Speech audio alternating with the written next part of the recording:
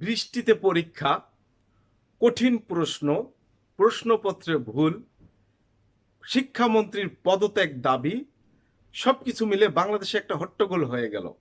এ বিষয়ে মাননীয় প্রধানমন্ত্রীর কাছে আমার দুইটি পরামর্শ। অন্য কাউকে পরামর্শ দিয়ে বা অন্য কারো কাছে জানতে চেয়ে কোনো লাভ নেই, কারণ আমার এই ক্ষুদ্র মেধায় অন্যদের মেধা নিয়ে অনেক প্রশ্ন আছে। এই যেমন দেখলেন না, ভূগোল প্রথম পত্র পরীক্ষায় দ্বিতীয় পত্রের প্রশ্ন দেওয়া হলো, আবার যখন প্রশ্ন চেঞ্জ করা হলো গত বছরের পুরাতন প্রশ্ন দেওয়া হলো, তারপরে থার্ড টাইমে গিয়ে সঠিক প্রশ্ন দেওয়া হলো। এ সকল শিক্ষকদের শিক্ষাগত যোগ্যতা, এ সকল শিক্ষকদের কাজের প্রতি তাদের দায়িত্ববোধ সবকিছু কাণ্ডজ্ঞানহীন। মাননীয় প্রধানমন্ত্রীর কাছে আমার প্রথম পরামর্শ হলো, শিক্ষামন্ত্রী সাহেব এই পর্বে যে ভুল করেছেন তাতে হয়তো তার পদত্যাগ হয় না বা পদত্যাগ করার মতো কাজ তিনি করেননি, কিন্তু তিনি যে ভুলগুলো করেছেন সেগুলো হালকাভাবে দেখার সুযোগ নেই।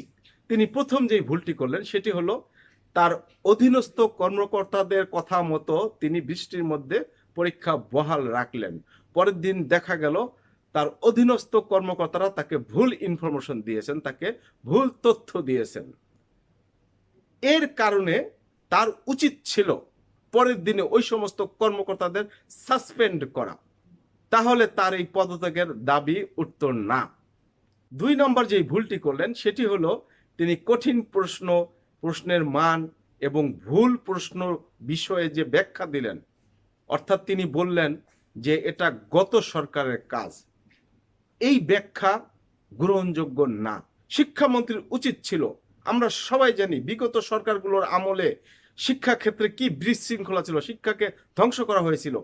ওই চেয়ারগুলোতে কারা বসে আছেন, তারা কোন দল করতেন, এখনো কোন দল করেন, সেই বিষয়টি শিক্ষামন্ত্রীর যাচাই করা উচিত ছিল। 3 নম্বর ভুল যেটি করলেন শিক্ষামন্ত্রী সেটি হলো তিনি ছাত্রছাত্রীদেরকে ফার্মের মুরগির সাথে তুলনা করলেন, ইনক্লুডিং তার মেয়ে।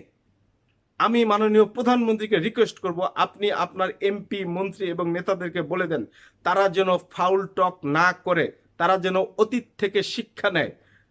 আমরা সবাই জানি শেখ হাসিনার একটি শব্দে তার চেয়ার অর্ধেক চলে গিয়েছিল। তিনি ছাত্রছাত্রীদের বলেছিলেন রাজাকার, এই রাজাকার শব্দটি ব্যবহার করার কারণে কিন্তু শেখ হাসিনা অর্ধেক নাই হয়ে গিয়েছিল। মাননীয় প্রধানমন্ত্রীর প্রতি আমার দ্বিতীয় পরামর্শটি হলো, এই যে শিক্ষামন্ত্রীর পদত্যাগের দাবিতে যে আন্দোলনটি হলো, আমি আমার মনে প্রাণে জ্ঞানে সম্পূর্ণ বিশ্বাস করি এটি অযৌক্তিক একটি আন্দোলন। এই আন্দোলনটি কারো উস্কানিতে হয়েছে, কিন্তু মাননীয় প্রধানমন্ত্রী এই আন্দোলনটাকে হালকাভাবে দেখার কোনো সুযোগ নাই। একটি বিজ্ঞাপনের সংলাপ মনে পড়ছে, সংলাপটি হলো এতটুকুতেই শুরু হয় আর শুরুতেই শেষ করতে হয়। ছেড়ে দেন না স্যার, এতটুকুর জন্য আবার এতটুকুতেই শুরু হয়, শুরুতেই শেষ করতে হয়। এটা চিন্তার বিষয় যে এই তথাকথিত কিছু ভুয়া ছাত্রছাত্রী কিভাবে এক রাতের মধ্যে ভুয়া আইডি কার্ড বানিয়ে তারা আন্দোলনে ঝাঁপিয়ে পড়ল। একটি ছেলেকে দেখলাম, ও সরি, সে নাকি ছেলে না, সে নাকি মেয়ে। আমরা সবাই ভেবেছিলাম সে ছেলে, পরে জানলাম সে মাইলস্টোন কলেজের একজন ছাত্রী। সে শিক্ষামন্ত্রীকে বলতেছে সরাসরি মন্ত্রী হওয়ার যোগ্যতা তার কোনো নাই। তিনি নাকি 12 লক্ষ ছাত্রছাত্রীর প্রতিনিধিত্ব করেন। একটি মেয়েকে দেখলাম, তিনি বলতেছেন তিনি শেখ হাসিনাকে ফেরত চান এই দেশে, শেখ হাসিনাকে আবার ক্ষমতায় বসাতে চান। এ সাহস সে কোথায় পেল? আরেকটি ছেলেকে দেখলাম, তিনি শুধু শিক্ষামন্ত্রীর পদত্যাগই চান না, তিনি এই সরকারের পতন চান এবং পতন করিয়ে ছাড়বেন। এত বড় সাহস কোথায় পেল?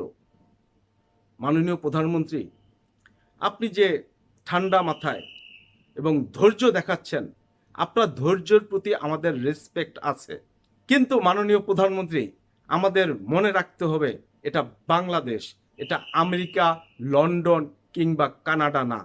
বাংলাদেশের মানুষ পানিতে ঠান্ডা হয় না, বাংলাদেশের মানুষকে ডান্ডা মেরে ঠান্ডা করতে হয়।